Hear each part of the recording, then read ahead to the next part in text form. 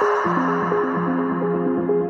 bonjour à toutes et à tous, ravi de vous retrouver en direct de Milipol sur notre plateau télé, le Salon international de la sécurité des États. Beaucoup d'invités se succèdent et c'est évidemment un très grand plaisir, un honneur d'avoir avec nous ce matin le directeur général de la Gendarmerie nationale. Bonjour. Le général Christian Rodriguez. Merci infiniment d'avoir accepté notre invitation, de revenir avec nous sur... on parle beaucoup évidemment de la simultanéité des crises, les risques nombreux qui s'enchaînent et qui se superposent, puisqu'effectivement ces crises surviennent en même temps, ce qui complexifie les missions et élargit les domaines d'intervention des forces de sécurité, bien sûr de la gendarmerie nationale que vous guidez, près de 130 000 hommes sur le territoire, ce qui est considérable. Comment aujourd'hui vous structurez votre mission, vos différents piliers pour adresser cette multiplicité des crises? Oui, alors c'est vrai, aujourd'hui on est dans une période qui est compliquée, qui est difficile, avec des crises qui sont superposées. Avant on disait qu'elles se suivaient les unes les autres, aujourd'hui on les a ensemble en même temps, et on le voit aujourd'hui. Et dans le même temps, il faut que l'on prépare le coup d'après. Il faut se préparer, il faut être capable d'anticiper des évolutions technologiques par exemple, des évolutions sociologiques également, tout en ayant en tête qu'on peut tout à fait aussi avoir affaire à un signe noir. Et donc il faudra être capable de réagir également à ce qui n'aura pas été prévu. Donc déjà, l'effort que nous avons, et ici c'était aussi un lieu qui nous permet d'y travailler et d'avancer, il faut qu'on soit capable d'avoir un dispositif qui permet de faire de la recherche, un dispositif qui permet d'innover, le tout s'inscrivant dans une stratégie qu'on appelle GEND 2024, qui est ciblée autour de l'usager, notre première mission étant de le protéger, et également autour du gendarme, qui est celui qui met en œuvre. Vous avez parlé de recherche. Comment est-ce que vous adressez cette dimension au sein de la gendarmerie? Comment ça se passe, la recherche, au sein d'une institution comme la vôtre? Alors, quelque part, on a un problème de riche. C'est qu'on a une diversité importante d'origine des personnels qui composent la maison, des officiers comme des sous-officiers. Et on a une identité assez forte qui fait que nombreux sont ceux qui travaillent pour que le collectif puisse profiter des trouvailles qu'ils auront. Donc on a, si je prends le bottom-up, on a en fait une innovation participative, avec des gendarmes qui ont des idées, qui les expérimentent, et il y a une quinzaine d'années, on a décidé d'en faire profiter tout le monde. Donc on a des remontées très régulières de projets très innovants qui concernent le numérique, par exemple, mais pas seulement. Alors, ça touche vraiment tous les domaines. D'un autre côté, on s'est doté avec le temps d'une structure qui permet en fait de faire remonter l'ensemble des sujets qui peuvent émerger, mais également de mieux diriger, de mieux prioriser, parce que la recherche, l'idée c'est de faire de la recherche appliquée. On attribue au général de Gaulle une phrase qui dit que les chercheurs, on en trouve, c'est les trouveurs qu'on cherche. Donc en fait, on est dans une logique de recherche appliquée. Moi, j'ai auprès de moi un directeur des stratégies technologiques et numériques. J'ai un service de la transformation. Et on a des labs ou des pôles. On a un pôle capacitaire qui réfléchit aussi des moyens dont on aura besoin dans 20 ans. Il faut ensuite intégrer tout cela avec un conseil scientifique, et avec un centre de recherche, avec un sujet de gouvernance qui n'est pas le plus simple à organiser. Qui n'est pas le plus simple à organiser. Vous avez beaucoup de doctorants et d'ingénieurs aussi dans les rangs de la gendarmerie. Oui, alors la chance du statut militaire, c'est qu'on a une diversité des recrutements. Depuis 5 ans maintenant, plus de la moitié des officiers que nous recrutons sont ingénieurs ou un bac plus 5, sciences dures, si je veux dire. On a créé un concours pour les scientifiques. Et donc aujourd'hui, on a 1300 ingénieurs par exemple. D'un autre côté, grâce à notre centre de recherche, on privilégie également le doctorat. On pousse nos officiers à s'engager dans la voie du doctorat. On valorise cela également dans les carrières. C'est absolument indispensable. Et ça me permet aussi de dire que tout ça, on ne peut le faire qu'en étant très lié à l'université, aux écoles d'ingénieurs. On a aussi des conventions qui existent avec des dispositifs. Et pour le coup, les chercheurs sont très présents. Alors vous avez de grandes capacités finalement humaines et intellectuelles au sein des rangs de la gendarmerie. Vous avez évidemment beaucoup d'idées, il y a beaucoup de besoins. Et donc, alors là encore une fois, on est sur une problématique, je vous cite, de riches finalement, et c'est ce que vous suscitiez juste avant. Comment on fait pour passer de ces formidables idées pour répondre à des besoins opérationnels concrets et donc finalement rendre opérationnelles ces formidables idées? Alors, la vraie difficulté, c'est de faire le tri, entre guillemets, c'est de prioriser. Bon, je préfère avoir un problème de riche qu'un problème de pauvre. Mais en fait, il faut vraiment être en mesure de bien gouverner cela pour orienter la recherche et l'innovation dans le sens des stratégies que nous développons. Alors, on a pour cela un regard qui est tourné vers l'extérieur, c'est ce que nous faisons à la Station F à la fin du mois pour le salon Agir, c'est un salon de la demande pour inciter en fait les industriels, les start-upers, tous ceux qui réfléchissent à des innovations, pour leur dire voilà les axes sur lesquels nous souhaitons travailler. On a un plan stratégique de recherche et d'innovation qui donne également les grands axes sur lesquels nous devons travailler. Et ensuite, tout est affaire de gouvernance. Parce qu'en fait, il faut choisir. Les moyens ne sont pas infinis.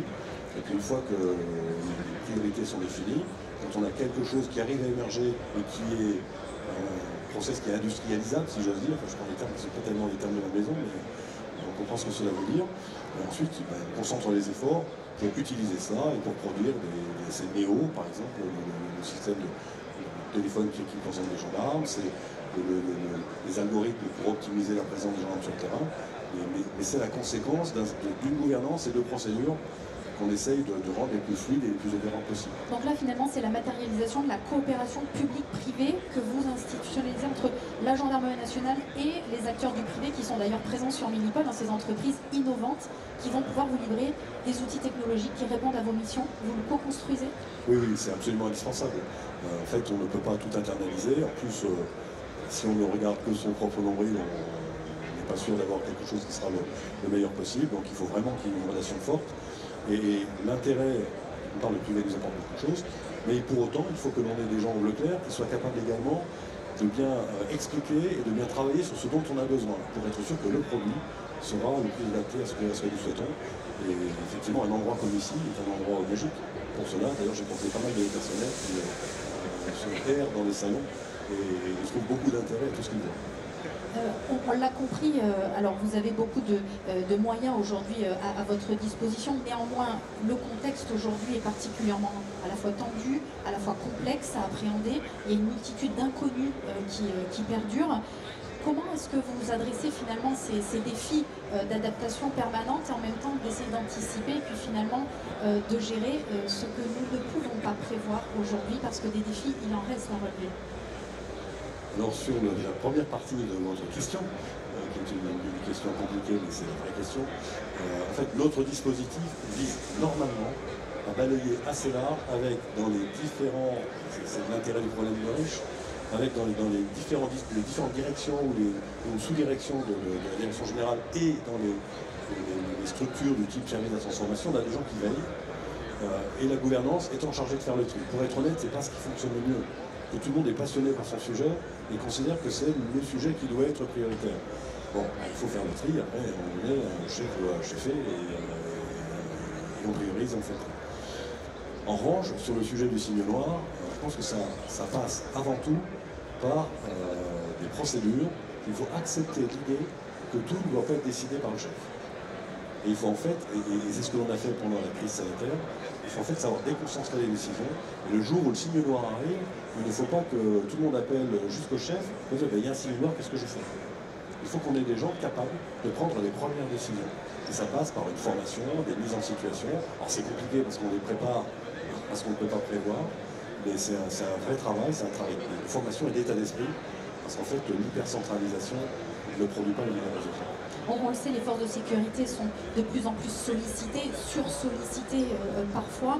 Il y a quand même des efforts qui ont été faits, notamment avec la loi d'orientation et de programmation et le ministère de l'Intérieur qui a alloué des moyens d'une ampleur presque jamais comparable aujourd'hui en France. Comment ces moyens vont-ils se répercuter concrètement pour la gendarmerie nationale au bénéfice de la protection du citoyen, ce qui est votre mission première? Oui, alors c'est vrai que c'est une première. Gérald Darmanin a porté de l'OPMI, le président de la République a validé, qui nous amène de nombreux moyens qui priorisent. Et la LOPMI, une part très importante de la LOPMI est orientée vers le numérique. Il y a des sujets sur lesquels on se rend compte qu'on est quand même globalement assez en retard. les sujets d'intelligence artificielle, les gains que le numérique peut apporter, en restant dans l'esprit de ce que doit être le travail des forces de sécurité. Donc là, il y a eu un gros effort de fait, et ça nous permet, nous, d'envisager l'avenir avec plus de sérénité. La LOPMI, c'est l'aboutissement de réflexions que le ministre a souhaité sur des champs sur lesquels il fallait s'investir. C'est aussi l'éternel sujet de la priorisation et faire en sorte d'avancer.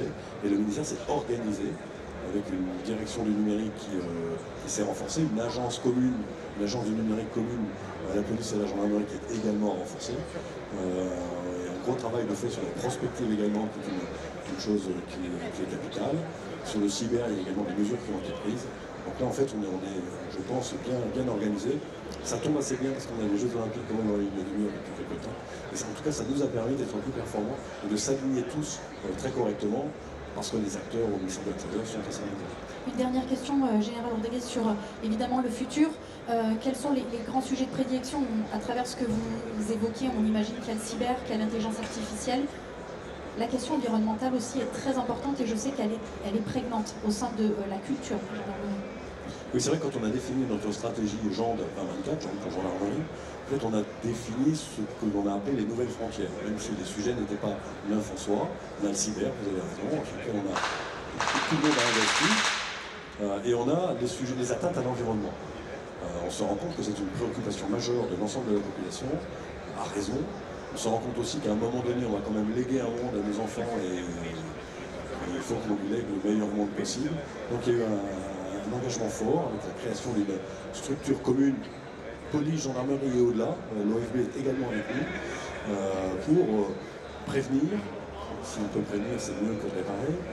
Pour essayer d'aider à la normalisation, pour former et pour en fait être capable d'être plus performant dans la lutte contre la criminalité organisée notamment, qui profite des atteintes à l'environnement. On peut faire beaucoup d'argent, on pouvait, parce que maintenant ce qui est un peu intéressé, mais on pouvait faire beaucoup d'argent rien qu'en trafiquant des déchets par exemple. Et l'environnement, c'est 16 ou 17 codes différents. Même les magistrats ont du mal de retrouver, tout est compliqué. Donc avec cet engagement-là, l'idée c'est de simplifier les choses, c'est de rassembler des dynamiques fortes, et puis de répondre aux attentes de la population. Et je suis même poussé par les gendarmes. Tout le monde réclame, donc c'est bien. Donc on va continuer à le faire, on n'en fera jamais trop. Et je pense qu'on va être beaucoup aidé par tout le monde, et l'ensemble des administrations qui nous font.